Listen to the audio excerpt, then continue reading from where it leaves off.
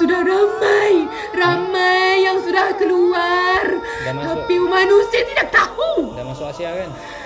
Kan? Aku tidak tahu asal ke tidak asal. Tapi sudah ramai.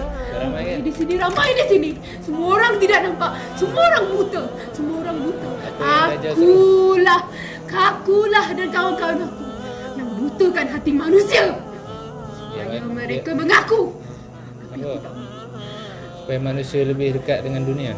Ya, supaya manusia senang terjerumus ke dalam Dajjal. Dajjal itu mereka akan percaya pada Dajjal tu siapa? Tuhan kau? Dajjal. Ha? Dajjal bukan Tuhan aku. Aku akan tolong Kau akan tolong Dajjal, kenapa nak tolong dia? Apa Dajjal suruh kau buat?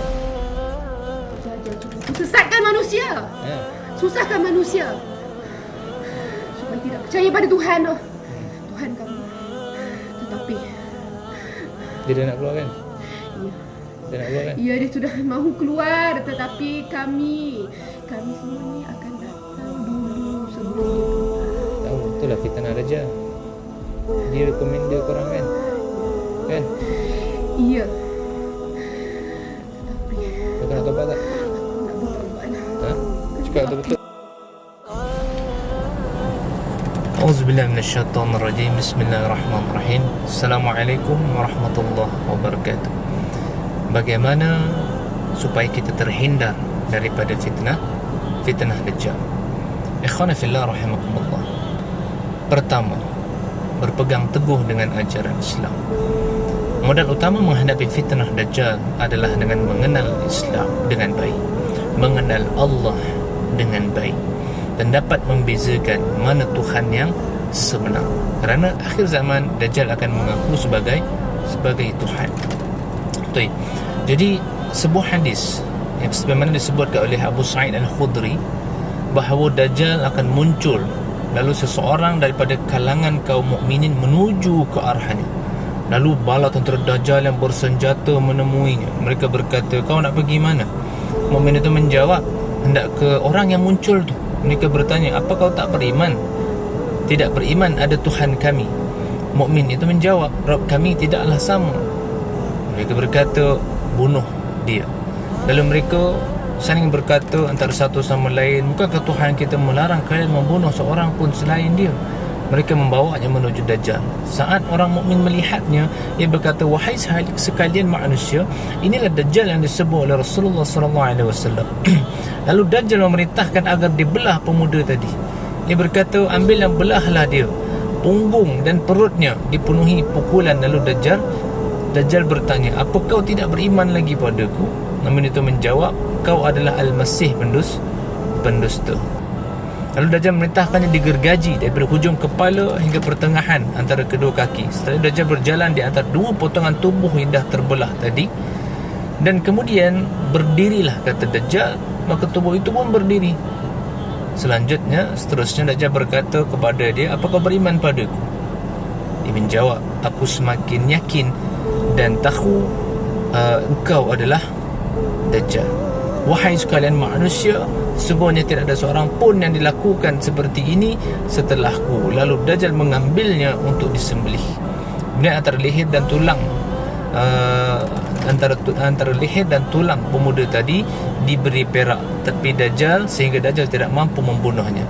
Kemudian kedua tangan dan kaki orang itu diambil lalu dibaling. Orang-orang yang mengiranya ia dibaling ke neraka, tetapi sungguhnya ia dilemparkan ke syurga. Setelah itu Rasulullah SAW bersabda, "Dia adalah manusia yang kesaksiannya paling agung di sisi Rabb seluruh alam." Hadis riwayat Imam Muslim, nombor hadis 2938. Jadi jaga iman kita, pertebal iman kita, perkukuhkan iman kita. Yang pertama. Kemudian yang kedua, berlindung pada Allah daripada fitnah Dajjal, khusus dalam salat. Perhatikan hadis daripada Abu Hurairah radhiyallahu taala. Rasulullah sallallahu alaihi wasallam bersabda, "Iza tashahhada akhadukum falyasta'iz billah min arba'in yaqul Allahumma inni a'udzu bika min azabi jahannam wa min azabil qabr wa min fitnatil mahya wal mamat wa min fitnati syarril masihid dajjal. Jika seseorang daripada kita tasyahud, mintalah perlindungan pada Allah dari 4 perkara. Ya Allah, pertama daripada siksa jahannam, yang kedua daripada siksa kubur, yang ketiga fitnah hidup dan mati, yang keempat keburukan fitnah dajjal. Hadis dari riwayat Imam Muslim nombor hadis 588. Ketiga, menghafal suratul Kahfi. Nabi SAW memerintahkan untuk membaca awal surah agar terlindung dari fitnah dajjal. Dalam riwayat yang lain disebutkan bahawa akhir surah Al-Kahfi yang dibaca. Tapi the point is, intinya adalah surah Al-Kahfi yang dibaca boleh awal boleh akhir surah.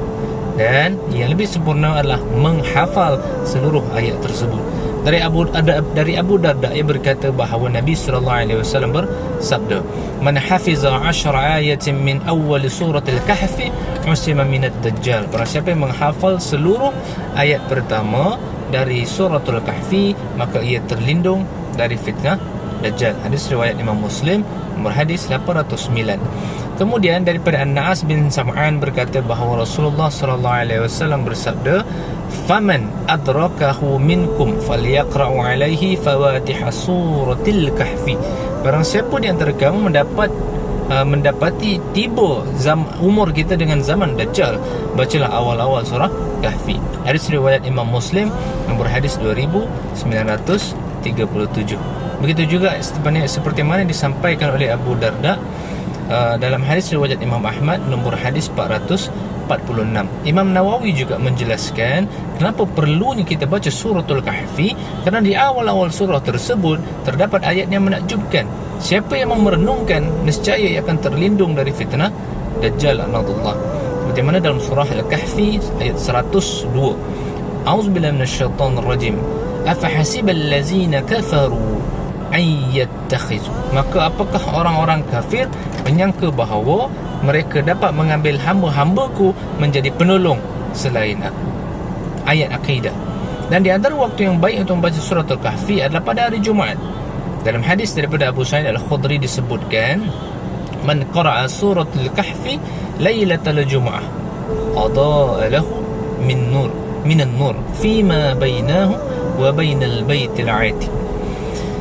Barang siapa yang membaca surah Kahfi pada malam Jumaat, dia akan disinari cahaya antara dia dan Kaabah. Hadis riwayat Imam Ad-Darimi dan Syekh Albani mengatakan hadis ini sahih.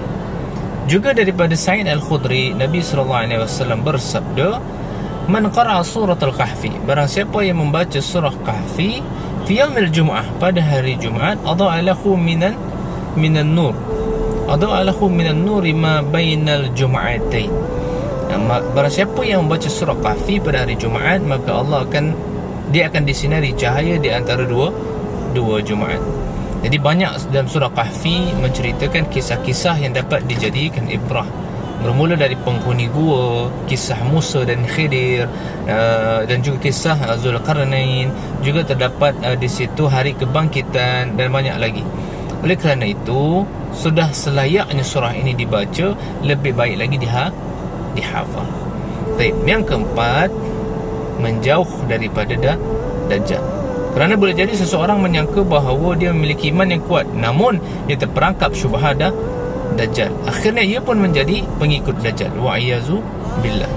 Daripada Imran bin Husain berkata bahawa Rasulullah SAW bersabda, barang siapa yang mendengar munculnya Dajjal, maka menjauhlah. Demi Allah, ada seorang pemuda yang mendatangi Dajjal yang mengira bahawa ia punya iman yang kuat, tapi malah dialah yang menjadi pengikut Dajjal kerana terkena syubhahnya.